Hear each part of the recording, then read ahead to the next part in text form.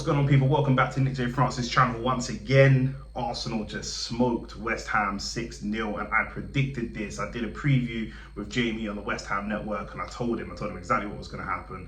I didn't predict 6-0, I'm not going to lie. I thought it'd be like a 4-1, but I knew that we were going to win. I predicted an absolute slapping. This was the Tekklan Rice derby, aka the Tekklan Rice derby, and he didn't disappoint. He got himself a worldie of a goal, which again I predicted. I said they're going to cut the ball back to him, edge of the box. He's going to slap it in. It's on my Instagram story. Go follow me on Instagram as well, at Nick J. Francis everywhere. But I said he was going to score.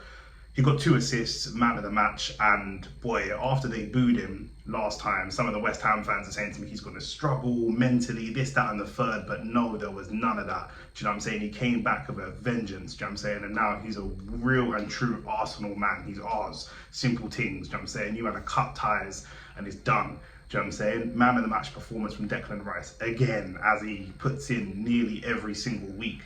And like I said, you know, they were trying to make a debate with us between Moyes and Arteta. Would we take Moyes at our club? The only Moyes I would take at our club is Lauren Moyes, you know, like that. I'm not interested in David Moyes. No, I'm seeing their team crack under pressure. The last couple games, they've had red cards, discipline issues. And it was the same today. 4 yellow cards for them, lots of fouls, lots of frustration. They played okay for the first 25-30 minutes.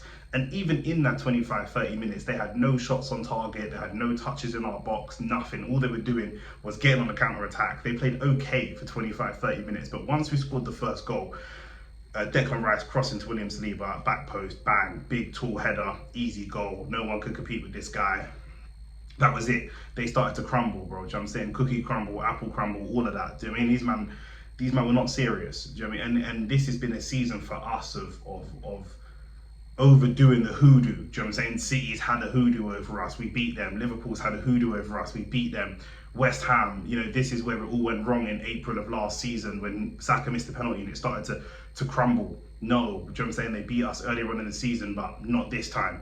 So, you know, our mentality is getting better and better and better and stronger and stronger and stronger. We had no Gabriel Jesus for this game, so we had Trossard up top, straight out and out shooter with Saka and Martinelli wide. And for me, you know, we're not cracking under the pressure. There is definitely an evolution of this team. You know, we're not scoring 5s and 6s. We're not as free flowing, but we are adapting. We're adapting to the new personnel. I'm so impressed with not just the performance and the mentality, but how Arteta has dealt with the squad. People were talking about over celebrating last week. What are we supposed to do? We've just slapped these man 6-0 away from home, London derby. Man are saying that we haven't been good in London derbies this season. Now what are they saying? Now what are they saying? Do you know what I'm saying? We saw Bayern Leverkusen beating Leverkusen beating Munich last night, and they were celebrating. Do you know what I'm saying? Everyone's allowed to celebrate except for us. Do you know what I mean? When it was half time, we were already 4-0 up. We scored our first goal 31.5 minutes into the half, and within 15 minutes, we scored 3 goals. In 15 minutes, these men were crumbling. Do you know what I'm saying? They need to show some respect to us. I can't believe these men really thought it was going to be a competitive game against us, man. It's a joke thing. Trossard, Ødegaard, Saka, dancing. I thought Saka, if it wasn't for Saka's in it for a shout for man of the match. He really is. The amount of durability this guy has, the amount of games that this guy has, and he always, you know, all season people have been saying, oh, he just nicks a cheeky goal here and there. You know, he's the youngest player in Arsenal history to get to 50 goals. He's got 50 goals, 49 assists in just over 200 games. That's big numbers. Big numbers. You go and look at the other players that have got those types of numbers in that level of, in that number of performances, and he's up there with some really good names. Do you know what I'm saying? So we've got to start respecting this guy. And he has looked throughout the season like he's leggy. He's playing for an injury maybe. He hasn't looked fully comfortable today. He looked very comfortable, gliding through the defense, being more direct, which we haven't seen from him. You know, I'm seeing a lot of people on Twitter say he's not as direct as he used to be. That's true. We're seeing a bit of diversity in his game. He can pass, he can move, or he can go direct and go and get himself goals. That's what he did. He scored 2 goals today, one for the penalty spot where he was in behind with a ball from Trossard. Areola brings him down, yellow card for the keeper. He slots that penalty away nicely. And again, another good mentality. This is where he missed the penalty last season. He comes back to the same ground, similar time of the season, doesn't crack under the pressure, and then towards the end, he dances his way through. Trossard, dropping the shoulder on Zuma, slapping a goal. Insane, top right corner. This is what we know Trossard could do. Him and Jota are the 2 best, backup option strikers in the league. They just are. It's insane the numbers these guys put up for not necessarily being guaranteed starters, but that's what Trossard is always going to give you. And he always looked like scoring. From the moment he stepped on the pitch, where he started, but from the moment the whistle blew, every time he got the ball, he wanted to shoot, he wanted to shoot, he wanted to shoot. And shots were going over, shots were going wide. Areola did make a fantastic save. One of the volleys that Trossard had was a great save. And Saka the same, shooting. And the shots were going wayward or being saved or being blocked. And I just thought, you know what, it's calm because they're going to score. One of these shots are going to drop in and eventually Saka gets his goal, Trossard gets his goal. William Saliba and Gabriel both getting on the score sheet. Very, very un-West Ham-like. Do you know what I'm saying? Like, they are normally good from set pieces, big, strong team, but we out-fought them today. We out-jumped them today. We out-footballed them today. We dominated them. We were all over them. There wasn't a single part of this game where, to be fair, by the second half, they were done. They tapped out. Their fans at half-time were going home. Do you know what I'm saying? Like, I got brethren that was in Westfield that couldn't leave because the whole place is just full of West Ham fans. They didn't even stay. They're normally known for their heart. They didn't show no heart. Do you know what I'm saying? That's what it is. These men were in their feelings today. They couldn't even stay there and watch. They would have been done if they'd seen some of those fans stayed and watched Tekklan Rice slap that goal. He didn't celebrate, but that goal was outrageous. Bent across the goalkeeper from the edge of the box, just like I predicted. Here we go. Lawrence has got some thoughts on 2 white hammers with the Rice own goal.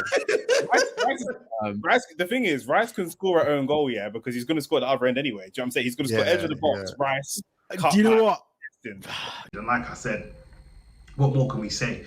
What more can we say? Man City are putting the pressure on Liverpool, but we are putting the pressure on Man City. We're putting the pressure on everybody. We are staying right in this title race and want to take it all the way down to the wire. We've got Porto coming up soon.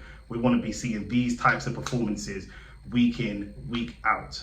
You know what I'm saying? At the moment, everybody is playing for minutes in this team. This is the most dominant performance, the best performance I've seen under Arteta. 100%. We took their soul, and in the second half, I was worried about complacency. I was worried about mentality. I was worried about sloppy defensive mistakes. We didn't see any of that today. None of that whatsoever. Everybody was on their game. Everybody was on the ball. Even when the ball did come into Raya's box, he was claiming it really aggressively. Distribution was good. Total control of the game. Total control of the game. And this is what we want to see. This, if we go on to win big trophies in the next couple of seasons with this team, games like this are where this team is being made. This is a mental evolution for this team, not just a footballing evolution, a mental evolution. Kai Havertz going and getting on the score sheet as well. No, Kai Havertz didn't. It's Gabriel. I thought Kai Havertz scored, but I think Kai Havertz had an underrated game today as well. Looked a lot more urgent. It's one of the problems I have with him is a lack of urgency. He had a lot more urgency today. And then because we were so dominant, we were able to give some of these men a break and give them a rest. Do you know what I'm saying? We had Ethan Nwaneri coming on. We had Cedric coming on. El Neni coming on. Kivior looked a little bit shaky in the first 10-15 minutes. That was maybe the only sort of weak link if we could pick one. But he slowly picked the game up and showed that intensity. And I can't say enough about Tekklan Rice. I cannot say enough about this guy. He was winning everything in midfield. He was driving the team forward. And he was really the linchpin that the rest of the team was built around. And what a game he had. So we march on, do you know what I'm saying? We march on, but I'm just gassed because I think this is the biggest win that we've ever had over West Ham. And anytime a team does beat us in this season, we come back with a vengeance. Liverpool beat us, we come back. West Ham beat us, we come back.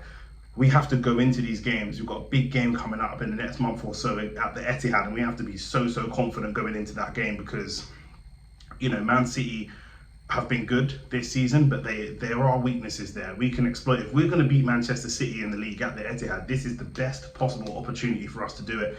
And we are playing this type of football without a dedicated number 9. If you give us a good quality number 9 up top, with the amount of balls into the box from Saka, balls played in behind from Ødegaard, the amount of deflections that this person's going to get from shots on the edge of the box, I mean, we can feast. We can really feast with a quality number 9. But for today, this was a very dominant performance. I'm so proud of the team and so proud of Arteta for, like I say, I keep using the same word again and again, the evolution of this team, the mental side of this team. Normally we come out in the second half 45-60 and we're very good, and then we start to drop it.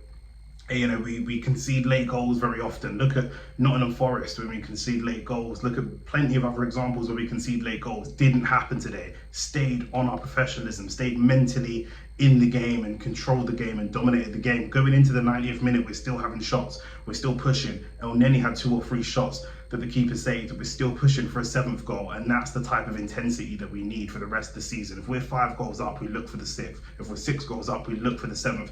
It's so close at the top of us and Man City and Liverpool. People might think I'm being delusional. It could come down to goal difference. It really could come down to goal difference towards the end. Even if we don't win it, it could come down to goal difference for who's second. It's really fine margins. All these goals matter. There's a reason why Pep pushes his teams to score as many goals as they can, even when they're winning. And we have to be the same. And we're looking like that today.